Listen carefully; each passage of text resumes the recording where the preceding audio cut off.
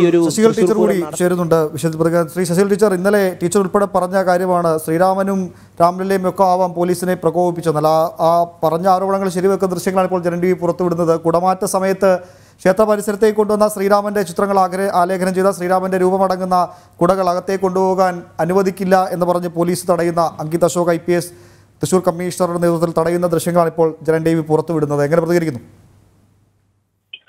വളരെ കഷ്ടം തോന്നുന്നു. കാരണം ഒരു പോലീസ് ഓഫീസർ ക്രമസമാധാന നില പാലിക്കേണ്ട പൂരം ഭംഗിയായി നടത്തേണ്ടുന്ന ഒരു പോലീസ് ഓഫീസർ വെറും ഒരു രാഷ്ട്രീയ പാർട്ടിയുടെ വാലായി പ്രവർത്തിക്കുകയാണ് അവിടെ ചെയ്തത്. കാരണം ഏത് കൊട ഉയർത്തണം എന്നുള്ളത് അവിടുത്തെ ക്ഷേത്ര കമ്മിറ്റിക്കാരുടെ അധികാരമല്ലേ. അത് തടയാൻ എന്താ പോലീസുകാർക്ക് അധികാരമുള്ളത്? അപ്പൊ തീർച്ചയായും ആ പോലീസ് ഓഫീസർക്കെതിരെ നടപടിയെടുക്കേണ്ടതാണ്. വിശ്വാസത്തിന്റെ മേല് കടന്നു കയറിയ പോലീസ് ഓഫീസർക്കെതിരെ ശരിക്കും നടപടിയെടുക്കേണ്ടതാണ്. എത്തിച്ചു കളഞ്ഞു ആ ദൃശ്യങ്ങളൊക്കെ. എങ്ങനെ സാധിക്കുന്നു അദ്ദേഹത്തിനത്? അവിടെ ജനങ്ങൾ പ്രതികരിച്ചിരുന്നെങ്കിൽ എന്തായിരുന്നു സ്ഥിതി? ഒരുപാട് സംയമനം ജനങ്ങൾ പാലിച്ചതുകൊണ്ടാണ് മറിച്ചൊന്നും അവിടെ സംഭവിക്കാതിരുന്നത്. ഇതുപോലെ തടയുന്ന ഒരു സമയത്തൊക്കെ ആരെങ്കിലും അതിൽ കയറി പ്രതിഷേധിക്കുകയൊക്കെ ചെയ്തിരുന്നെങ്കിൽ എന്താകുമായിരുന്നു അവിടുത്തെ അവസ്ഥ? അത് മറ്റേ രാത്രി മടച്ചിൽ വരവ് തടയുന്ന സമയത്തുമൊക്കെ അത് ഭക്തജനങ്ങൾ അസാമാന്യമായ ക്ഷമയും സംയമനവും പാലിക്കുന്നതുകൊണ്ട് മാത്രമാണ് അവിടെ മറിച്ചൊന്നും സംഭവിക്കാതിരുന്നത്. ഇതുപോലുള്ള പോലീസ് ഓഫീസർമാർ ഇനി ഇത്തരം ഡ്യൂട്ടിക്ക് വരുമ്പോൾ ഇങ്ങനെയുള്ള സ്വന്തം രാഷ്ട്രീയം നടപ്പിലാക്കാൻ മുതിരാതിരിക്കാൻ ഇവിടെ ശക്തമായ നടപടി, നിയമ നടപടി തന്നെ അദ്ദേഹത്തിനെതിരെ കൈക്കൊള്ളണം എന്നാണ് പറയാനുള്ളത്.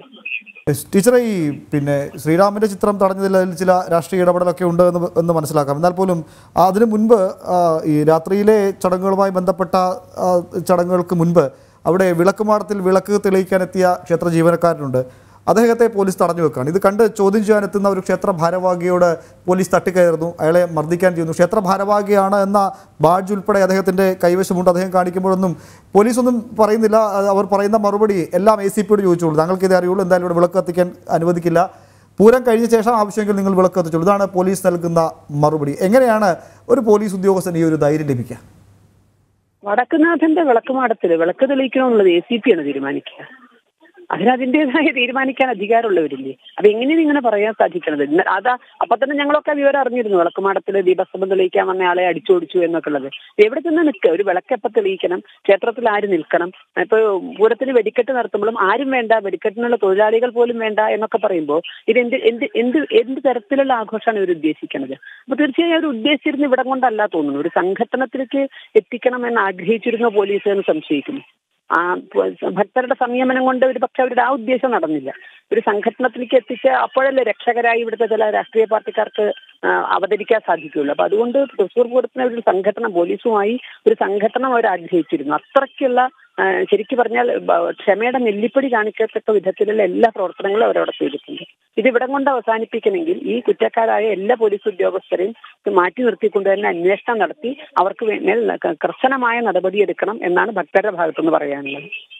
ഇതിൽ ഒറ്റ കാര്യം കൂടി, ഈ ഇത്ര മണിക്കൂറായി വിഷയമുണ്ടായിട്ട് അത് കേവലം ഒരു ചെറിയ പ്രശ്നമല്ല. തൃശ്ശൂർ പൂരം പോലെ ഇത്രയും വലിയൊരു ചടങ്ങിൽ വീഴ്ച പറ്റിയത് ഉദ്യോഗസ്ഥനാണെന്ന് P.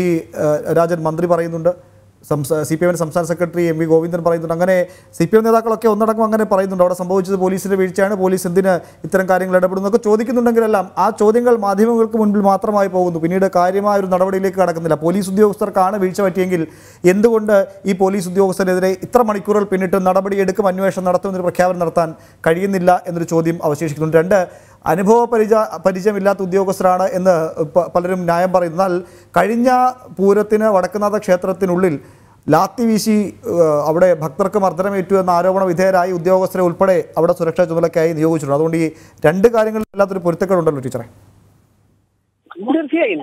ഒന്ന്, ഈ പരിചയസമ്പന്നരല്ലാത്ത ഉദ്യോഗസ്ഥർ അവിടെ എങ്ങനെ ജോലിക്ക് വന്നു? ഞാൻ ചെയ്തോളാം എന്ന് പറഞ്ഞ് ഓടി വന്ന് നിൽക്കുകയാണ്. ഇതുപോലെ ജനലക്ഷങ്ങൾ പങ്കെടുക്കുന്ന ഒരു പരിപാടിക്ക് പരിചയസമ്പന്നരെ നിയോഗിക്കണം എന്നറിയാത്തവരാണോ തലപ്പത്തിരിക്കുന്നത്? ഇത് നമ്മൾ ശബരിമലയിലും കേട്ടതാ.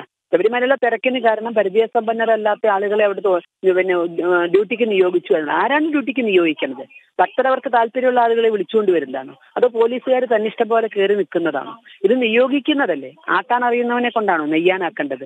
അപ്പോൾ നിയോഗിക്കപ്പെടുത്തേണ്ട ഉദ്യോഗസ്ഥൻ ആരാണ്? അവരുടെ ഭാഗത്ത് തെറ്റുപറ്റിയില്ല. പരിചയസമ്പന്നരല്ല എങ്കിൽ. രണ്ട്, കഴിഞ്ഞ വർഷം ഇത്തരത്തിലുള്ള അതിക്രമങ്ങൾക്ക് മുതിർന്നവർ ഇപ്രാവശ്യവും അതിലെത്തിയെങ്കിൽ അവരെ തെരഞ്ഞുപെറുക്കി ഇട്ടതായിക്കൂടെ?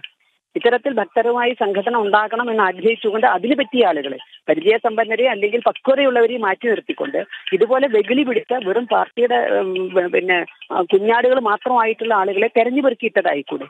അപ്പൊ അവർ ശരിക്കും ആഗ്രഹിച്ചത് 2018 ശബരിമല അതിവിടെ ആവർത്തിക്കണം, തൃശ്ശൂർ പൂരം പറമ്പിൽ എന്ന് തന്നെയാണ് അവർ ആഗ്രഹിച്ചിരുന്നത്. പിന്നെ ഭഗവാന്റെ അനുഗ്രഹം കൊണ്ട്, ഭക്തരുടെ സംയമനം കൊണ്ട് അരുതാത്തൊന്നും സംഭവിച്ചില്ല. അപ്പൊ തീർച്ചയായും ഇവിടെ CPM ജനറൽ സെക്രട്ടറിയുടെയോ അല്ലെങ്കിൽ CPI ജനറൽ സെക്രട്ടറിയുടെയോ അല്ലെങ്കിൽ അവിടുത്തെ CPIയുടെ സ്ഥാനാർത്ഥിയുടെയോ ഒന്നും എവിടെയും തൊടാത്തുള്ള പ്രസ്താവനകളല്ല വേണ്ടത്. നടപടികളാണ് ജനം ആഗ്രഹിക്കുന്നത്. ഒരു വ്യക്തിയുടെ കയ്യിൽ നിന്ന് തെറ്റുപറ്റി, വെറും ഒരു പൗരന്റെ കയ്യിൽ നിന്നാണ് തെറ്റുപറ്റിയതെങ്കിൽ അയാൾക്കെതിരെ കേസെടുക്കില്ലേ? അപ്പോൾ ഒരു ഉദ്യോഗസ്ഥനെതിരെ കേസെടുക്കണ്ടേ, നടപടിയെടുക്കണ്ടേ? അപ്പൊ തീർച്ചയായും അത് ആഗ്രഹിക്കുന്നു. അതല്ലെങ്കിൽ അതനുസരിച്ചുള്ള പ്രക്ഷോഭങ്ങളിലേക്ക് നീങ്ങാൻ ഭക്തജനങ്ങൾ നിർബന്ധിതരാകും. വളരെ നന്ദി ശ്രീ KP ശൈലജ ടീച്ചർ പ്രതികരിച്ചതിനായി.